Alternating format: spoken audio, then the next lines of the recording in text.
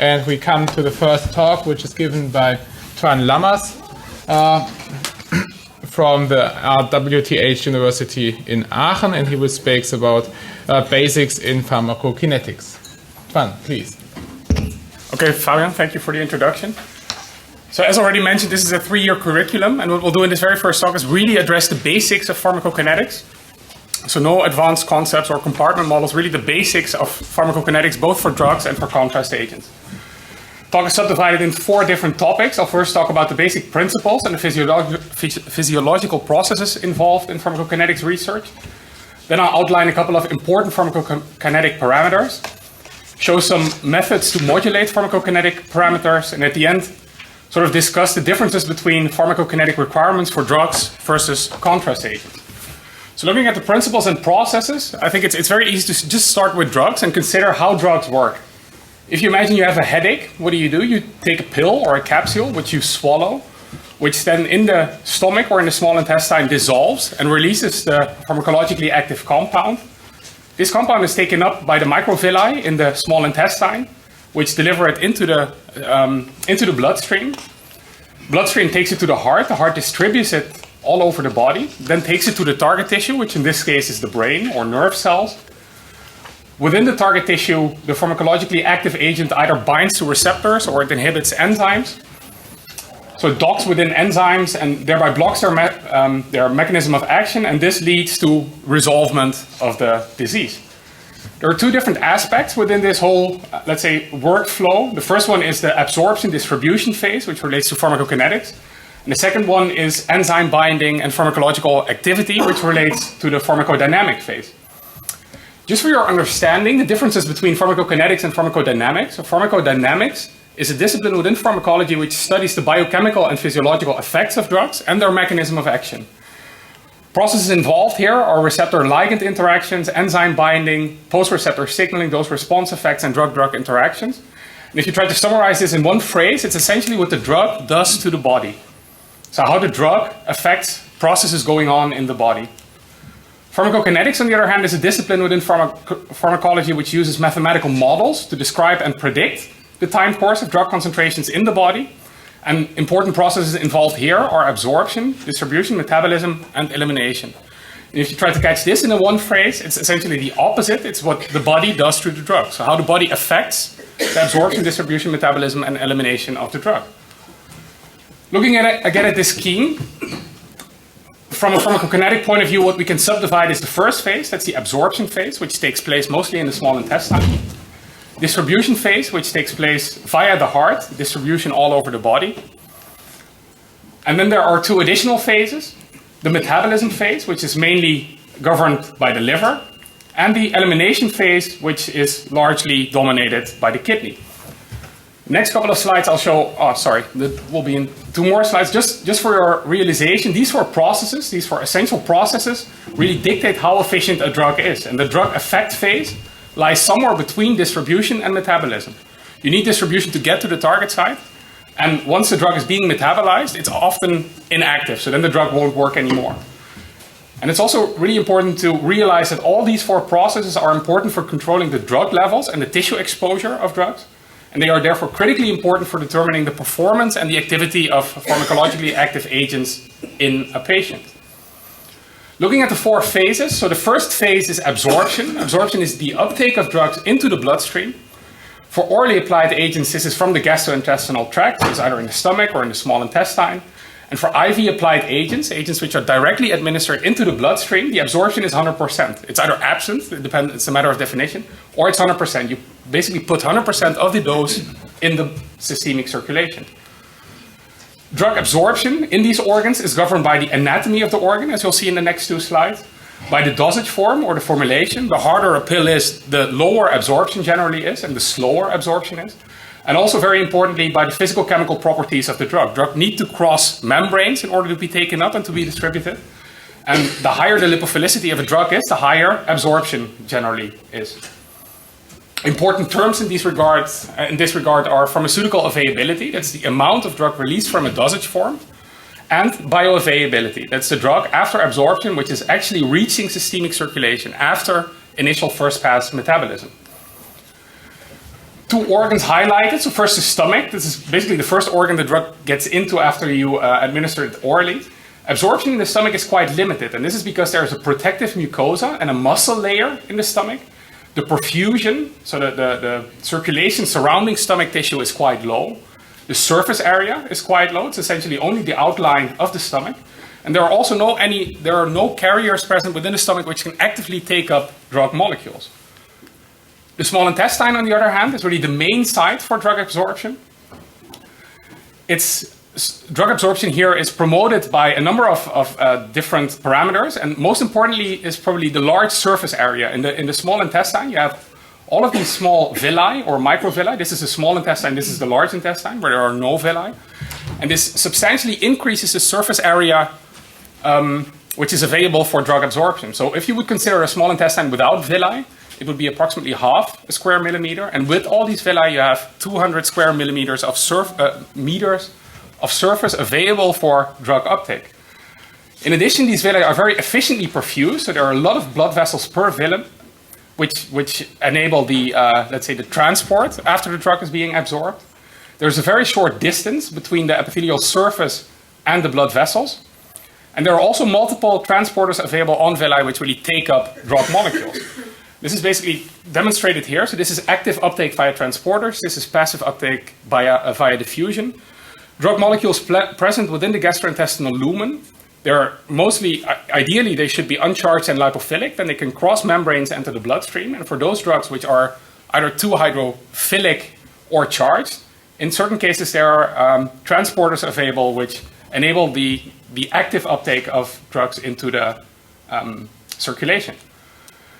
Second phase is distribution. That's the process by which the drug spreads out over the body, mainly dominated by the heart, of course, and systemic circulation. The distribution of drugs into tissues depends on a number of parameters. The perfusion of tissues. The more efficiently a tissue is perfused, the more drug is getting there.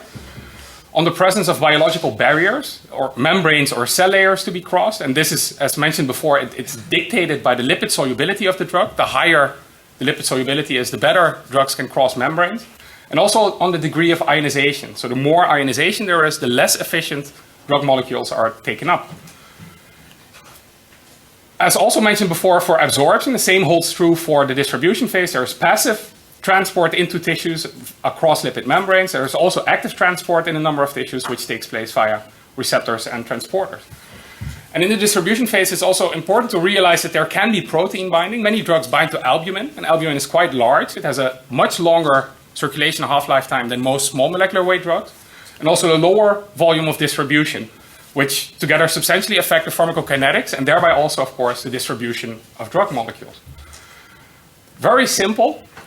When you try to model distribution, the most simple model is the one compartment model, in which you assume that the whole organism or patient is one single compartment in which you inject or administer the drug, which is taken up by a certain absorption coefficient. It then distributes over this volume, the volume of distribution, and it's eliminated with a constant elimination rate constant. So if you try to depict this, you take a needle, you inject the drug into the patient, and it distributes over one single compartment. There are a couple of assumptions here. So that it's the whole body is one compartment. There is an instantaneous distribution over blood and organs, which, as I will explain in the next slide, is not very realistic. And there is also a constant elimination process. So, as mentioned, this is not very realistic. There are many compartments in humans. Actually, the arguably most often used model in such analysis is a two-compartment model, in which you have an initial V1, the distribution volume, and a secondary V2, which is the peripheral volume. So if you inject the drug into the patient, it will first distribute over the distribution volume, which is mostly the vascular system and all highly perfused organs. And then later on, it will distribute over the peripheral volume or volumes. There is also a volume which is related to elimination. Elimination can only take place, of course, via the vascular system, which leads to metabolites which are excreted via urine and bile. And as mentioned before, in the two-compartment model, you first have the blood phase, the V1 distribution volume, and then the organ phase, which is V2 or peripheral. There are many other compartments, if you think about it more towards the real-life situation, which of course is much more complicated because the human body consists of many different compartments. There are many different organs and tissues, extracellular fluids are in compartment, cells are in compartment, organelles within cells are in a compartment. And actually, computers and algorithms are needed to describe such real-life pharmacokinetic analysis.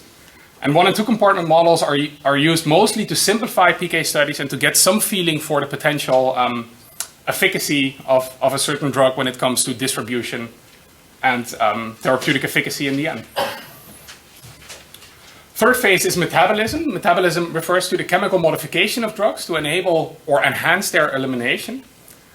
The liver is the main metabolizing organ, and the liver contains so-called cytochrome P450 enzymes, which metabolize drugs via 2 different reactions, phase 1 reactions and phase 2 reactions. Phase 1 reactions relate to oxidation, reduction, and hydrolysis. Phase 2 reactions, for instance, are conjugation with hydrophilic sulfate or glucuronic acid or glutathione groups. And what happens here is that when you start with a certain parental compound, you either end up with polar species or with non-polar species. Polar species tend to be excreted by the kidney. Non-polar hydrophilic species tend to be excreted via the hepatobiliary system, via the liver and the bile. And let's say the whole rationale between metabolism is that metabolites generally are much more water soluble, so more polar than the parental drug. And they can therefore be eliminated more efficiently via the kidney and the urine, which is the most efficient excretion pathway. Final phase is elimination, the excretion of drugs and its metabolites from the body. This is mainly governed by the kidney, of course. It can be effectuated via various routes. It's either via the kidney and the urine, mostly for hydrophilic compounds. It can also go hepatobiliary via the bile and the stool for lipophilic compounds.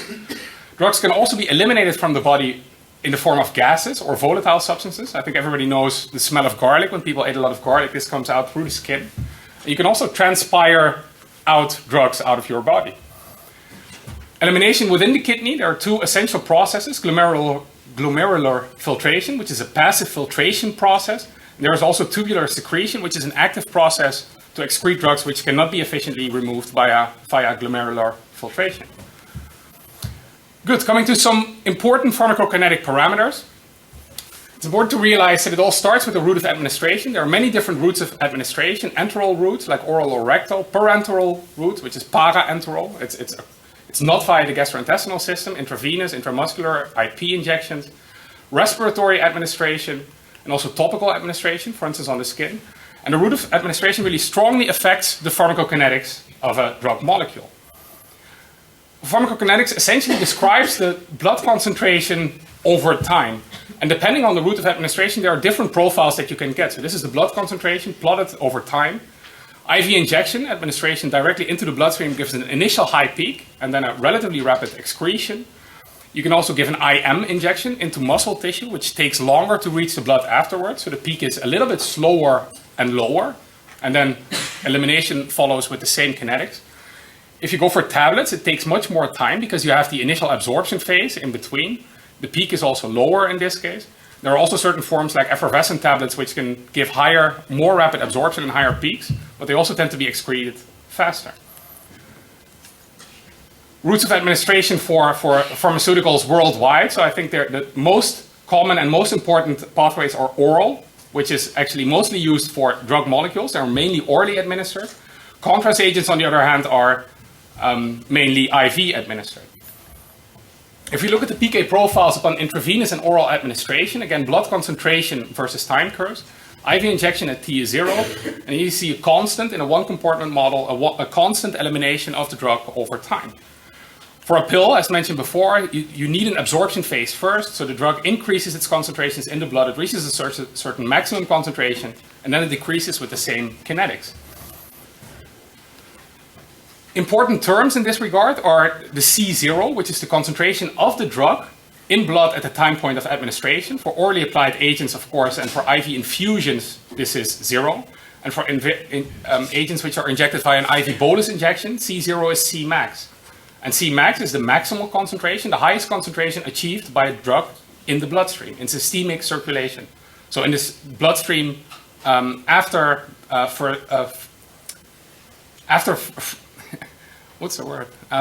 first pass metabolism, I'm sorry.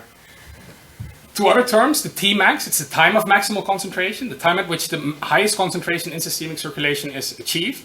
And there is also the half-life time. That is the time needed to reduce the concentration of the drug in systemic circulation by 50%.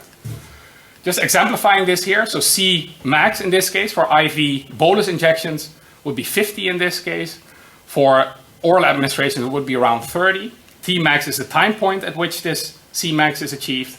And the half-life time is essentially when you start here, take half, look at the time point, it's approximately 14 hours. As you can see, the half-life time is constant. So if you look at the second phase, it's again 14 hours to excrete 50% of the drug from the bloodstream. Additional parameters which are important, especially for drugs, less for contrast agents, are the absorption coefficient. That's the fraction of orally applied drug that is absorbed, entering the circulation per unit time. Elimination constant is the fraction of drug that is eliminated, leaving the circulation per unit time. This is actually also important for contrast agents, as you will see at the end. Then there's the area under the curve, the bioavailability. That's the fraction of the administered dose which reaches systemic circulation. The AUC is 100% for IV injections because you administer the drug directly into systemic circulation. And for other routes of administration, it varies. It depends on the fraction released from the formulation, the pharmaceutical availability, and also on the fraction absorbed, the Ka, and on first pass metabolism. And then there's also the therapeutic range, which is the concentration range in which the levels of the drug in systemic circulation are optimal, which means that there is a good pharmacological or therapeutic response and there are no toxic side effects. So if you look at the area under the curve upon oral administration, first you have the absorption phase, then you have the Cmax concentration here at time point Tmax, and then there's elimination over time, and the area under this curve is called the area under the curve for obvious reasons. Then there's a minimal effective concentration, where levels have to be higher than the MEC in order to be effective, and a maximal or a minimal toxic concentration, where ideally levels should be below. So in this case, this actually nicely shows that for this hepatic formulation, these parameters are optimal. Duration of action of a drug, of course, depends on the area under the curve above the MEC. So from here to here, the drug is present within systemic circulation at optimal amounts. Just as an example, I'll go very fast through this example. It's not that relevant. I just want to show you that if you take 3 different pills which contain different amounts of a drug, 50, 100, and 200 milligrams, you give them orally to rats. So this was an experiment in rats. You see that the Cmax, the concentration, the maximal concentration is really dependent on the dose. So the more dose you give, the higher the peak concentrations in the blood are. The Tmax, on the other hand, is independent of the dose. This really depends on the formulation. So if you take the same pill with a different amount of drug, you still have you do have different Cmaxes, but the Tmax is constant. And then at the time point from T0 to Tmax, absorption exceeds elimination. More drug is being taken up than is going out, and this is why the curve increases. After this time point, elimination exceeds absorption. And then in this case, this is hypothetical. So imagine you have a therapeutic range here. Then you would have the drug present in non-toxic pharmacologically active concentrations for a relatively short period of time. So only from about 2 to 3 hours to 6 to 7 hours. And I'd like to use this example to show how you can modulate pharmacokinetic parameters. And so take this example again. If you want to have more efficient treatment, here's a limited time within the therapeutic window, and you would actually need multiple doses to ensure a good long-term efficacy. What you can do is take a 50 milligram tablet and give it every 8 hours, and then you end up more efficiently within this therapeutic window. Or even more efficiently, you can take a 20 milligram tablet every hour, and then you would remain within the therapeutic window for prolonged periods of time. This, of course, is practically not very well doable. So what people did is they made slow release formulations for oral administration, in which you have multiple compartments within the same capsule, and this enables less frequent dosing and more effective treatments because you have multi-layered sustained release formulations. Which what they actually do is in a single injection, they give you a constant, prolonged area under the curve as compared to single dose formulation. So this is a morphine formulation where you can take, for instance, a standard morphine solution injected once, which will give you this sort of going up, going down curve. You can also take this Avinza once daily formulation, which is a slow release formulation, which upon single administration gives you constant presence of the drug in vascular system over time. There are also rapid release formulations, for instance, in the case of gastric hyperacidity, where you really want a rapid and a high peak. You don't need to have a good AUC, you just need a very efficient, strong effect. And these formulations really make sure that the absorption goes very fast, you get a high rapid peak, and then afterwards elimination in such situations is not that important. Modulating the pharmacokinetics of IV formulations. I think that the most typical example here relates to chemotherapeutic agents. Chemotherapeutic agents are very small, well below 1,000 Dalton, smaller than 1 nanometer. Because they're small, they're excreted very fast by the kidney. They therefore present with very short circulation half-life times and with low tumor concentrations, and consequently with a low or with an inefficient balance between efficacy and toxicity, so-called low therapeutic index. There are drug delivery systems or nanomedicine formulations which you can use to alter, to modulate these pharmacokinetic parameters. There are liposomes, polymers, micelles, nanoparticles, antibodies, and so on. And what these formulations essentially do is they make sure that the drug is excreted less rapidly. So if you can increase the half-life time of such formulations, you can thereby increase the accumulation within tumors. I'll show you some examples. So these are long-circulating PEGylated liposomes. Pharmacokinetics are very different for free doxorubicin, which has a half-life time of 5 to 10 minutes, excreted very fast upon IV injection. If you take PEGylated liposomal doxorubicin, you get a very slow clearance. In this case, the half-life time is 2 to 3 days in patients. So this is very, very long circulating formulation, which exploits the so-called enhanced permeability and retention effect, which relies on the fact that you have a long circulating carrier molecule. Within tumors, you have a high blood vessel density. These blood vessels tend to be leaky. And there is also a lack of functional lymphatic drainage within tumors, which gives you retention. So using such long circulating formulations, you can efficiently target drug molecules to tumors, simply by basically changing their pharmacokinetic parameters. I'll skip these examples for the sake of time. Just show the examples of liposomes again. So these are the long circulating liposomes versus free doxorubicin. When you inject those into rats, this is not a comparison versus the free drug, but you do see that over time you get very efficient accumulation of liposomes within tumors. This is the liver and the spleen. You can also increase survival of animals when you treat them with liposomes. And this also works quite well in patients. So this is a patient with Kaposi sarcoma, which is treated with PEGylated liposomal doxorubicin. There's a primary tumor in the lower left leg of this patient, some secondary tumors here, and some metastasis in the head region. And when you use such nanoformulations in the case of Kaposi sarcoma, which is a well-vascularized and leaky tumor, what you can see is that you not only have an improved toxicity, so liposomal doxorubicin is better tolerated, there is less bone marrow depression, less hair loss, less nausea, but you also substantially improve the efficacy. The standard treatment regimen for Kaposi sarcoma is a triple chemo of adriamycin, bleomycin, and vincristine. And when you compare the efficacy of that standard triple combination with just PEGylated liposomal doxorubicin, you get an increase of a factor 2 in therapeutic efficacy. So a response rate of approximately 46% for liposomes, as compared to 25% for pharmacokinetically much less optimal standard low molecular weight drugs. Last part, pharmacokinetic parameters of drugs versus contrast agents. I think it's very important to realize that there are very different pharmacokinetic requirements for a therapeutic as compared to a diagnostic. And I think we can outline this on the basis of a number of pharmacokinetic parameters. In the case of therapeutics, what you need actually is, in case of therapeutics are mainly orally administered. So what is very important is a high or an efficient absorption, so a high absorption coefficient. In the case of diagnostics, they're mostly intravenously administered, so the Ka does not play any role. And vice versa, if you do administer diagnostics orally, you want the Ka to be very low. If you want to visualize the colon, for instance, you want the diagnostic really to stay within the colon and not to be taken up. For therapeutics, what you want is a very high concentration at the target site, so the Cmax should be high, and this, of course, is the same for diagnostics. You want a strong signal at the target site, so a very high Cmax. For therapeutics, you want a rapid peak concentration. The rapid peak concentration is not required. So the Tmax is not very important. You just want a high area under the curve. You do not necessarily need rapid treatment in the vast majority of cases.